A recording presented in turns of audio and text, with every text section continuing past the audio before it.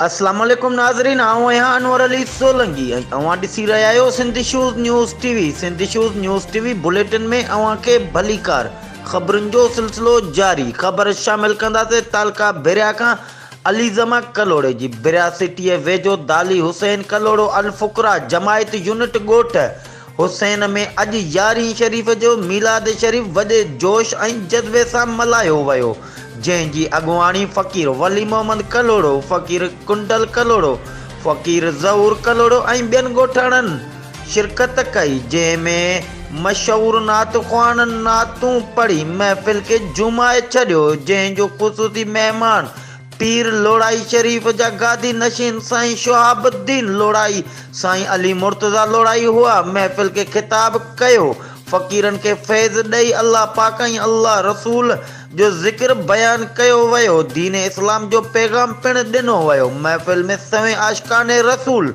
वॾे तइदाद में पिणु शिरकत कई। ही हुयूं हिन वक़्त ताईं जूं अपडेट्स। वधीक ख़बरुनि ऐं अपडेट्स लाइ ॾिसंदा रहो सिंधी शूज़ न्यूज़ टीवी।